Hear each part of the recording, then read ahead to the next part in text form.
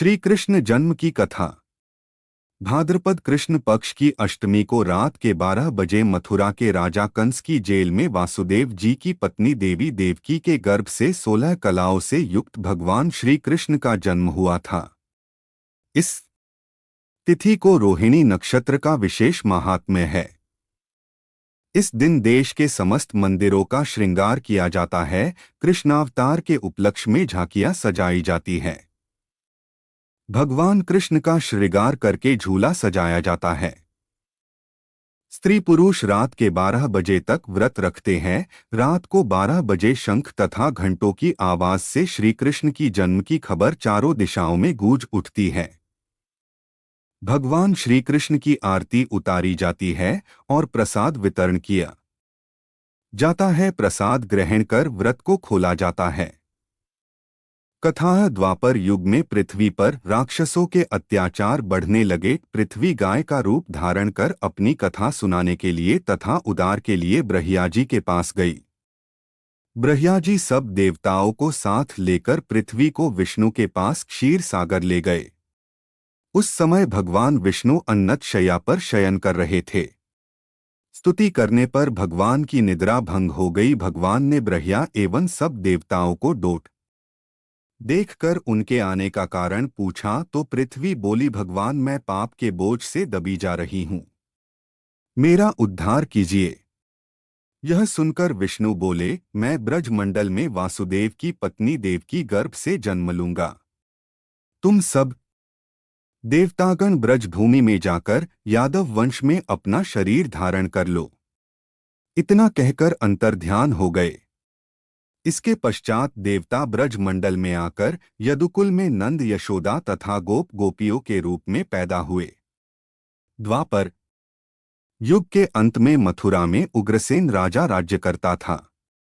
उग्रसेन के पुत्र का नाम कंस था। कंस ने उग्रसेन को बलपूर्वक सिंहासन से उतारकर जेल में डाल दिया और स्वयं राजा बन गया। कंस की बहन देवकी का विवाह यादव कुल में वासुदेव के साथ निश्चित हो गया। जब कंस देवकी को विदा करने के लिए रथ के साथ जा रहा था तो आकाशवाणी हुई कि हे कंस, जिस देवकी को तू बड़े प्रेम से विदा करने कर रहा है उसका 8वां पुत्र तेरा सहार करेगा। आकाशवाणी की बात सुनकर कंस क्रोध से भरकर देवकी को मारने को तैयार हो गया। उसने सोचा ने देवकी होगी न उसका पुत्र होगा।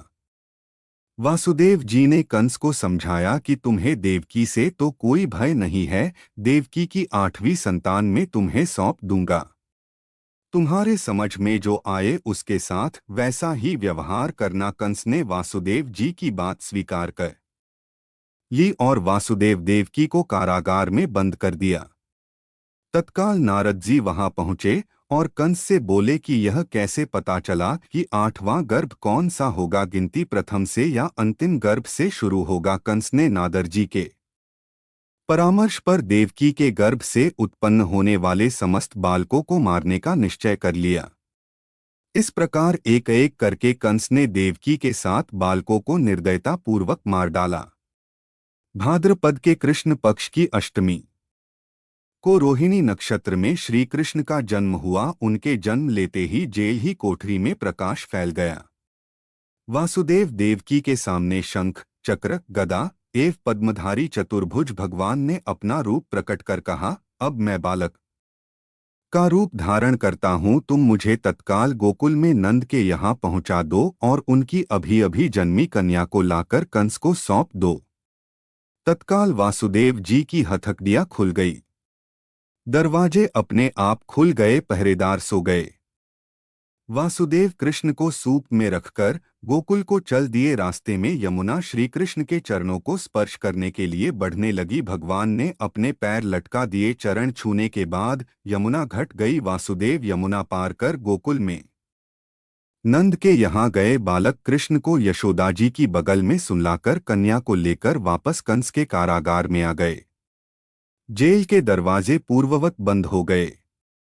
वासुदेव जी के हाथों में हथकड़ियां पड़ गई। पहरेदार जाग गए। कन्या के रोने पर कंस को खबर दी गई।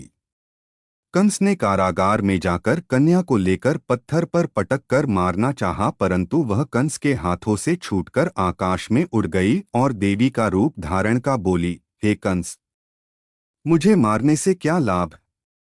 तेरा शत्रु तो ए गोकुल में पहुंच चुका है। यह दृश्य देखकर कंस हतप्रभ और व्याकुल हो गया। कंस ने श्री कृष्ण को मारने के लिए अनेक दैत्य भेजे। श्री कृष्ण ने अपनी अलौकिक माया से सारे दैत्यों को मार डाला। बड़े होने पर कंस को मारकर उग्रसेन को राजगद्दी पर बैठाया।